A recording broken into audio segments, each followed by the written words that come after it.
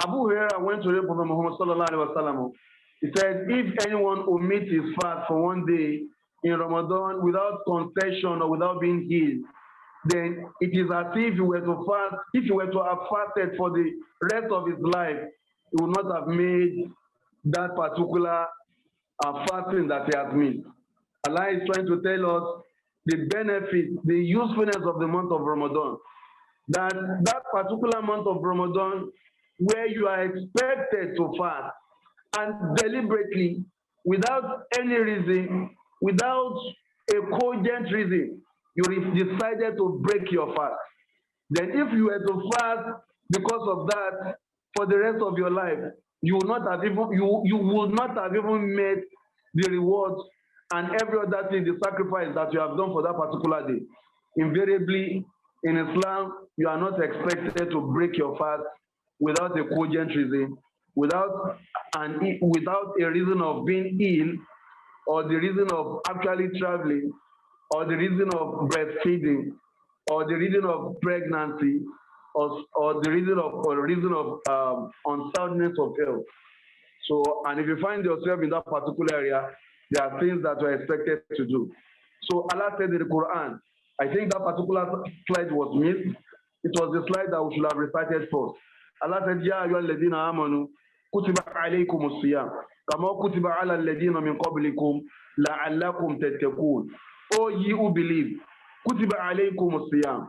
We have mandated fasting upon you. From the word kataba, Allah said kutiba, it has been prescribed unto you. Alaykumus siyam, fasting. Kama kutiba ala alladhina min qablikum la'allakum tattaqun. Just as it has been prescribed for people that came before you, and Allah gives that particular phrase, that particular reason why we are expected to fast. What is the particular to Allah out of that particular fasting?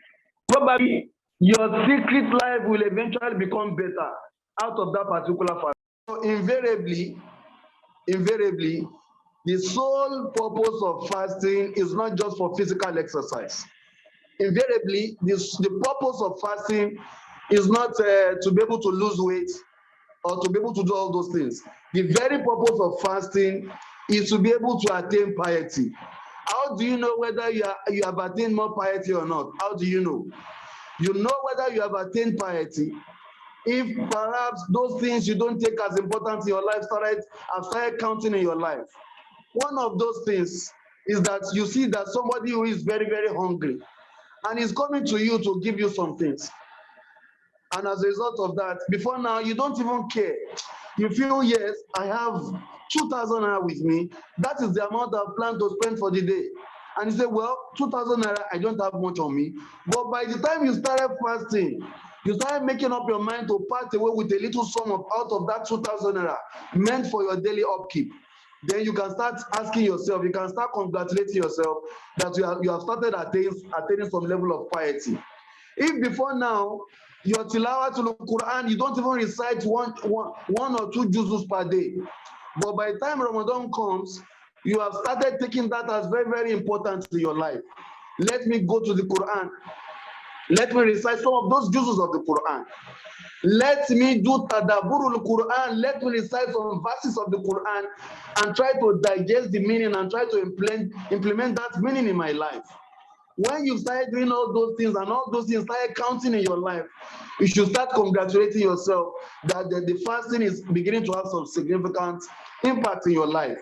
If you stay in the community of friends who are drunkards, yes, you are not a drunkard. Who are chain smokers, yes, you do not smoke. Who are gamblers, yes, you do not gamble. But you have a lot of friends that you stay in their midst that are gamblers. Because you have started fasting, you feel that you don't want to stay in the community of fornicators or drunkards or smokers or gamblers. Let me stay alone. I want to make sure that my fasting remains unblemished. Because of that, because of Ramadan, you decided you are now being very, very careful. You have now been very, very observant.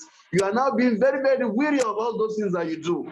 Then you need to start congratulating yourself that you have started attaining some level of piety. When you do not wake up in the middle of the night before now, Now Ramadan comes on board. You've started waking up in the middle of the night to say, let me do Qiyamul Layl.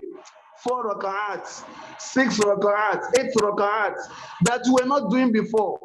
Then you need to start congratulating yourself that fasting is beginning to have a meaningful impact in your life.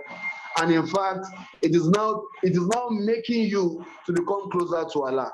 And that is the very meaning of that particular verse in the Quran. Now, having spoken about that, coming to this particular hadith, Allah attaches so much importance to fasting. So much importance to fasting in the month of Ramadan. So much importance to that particular period.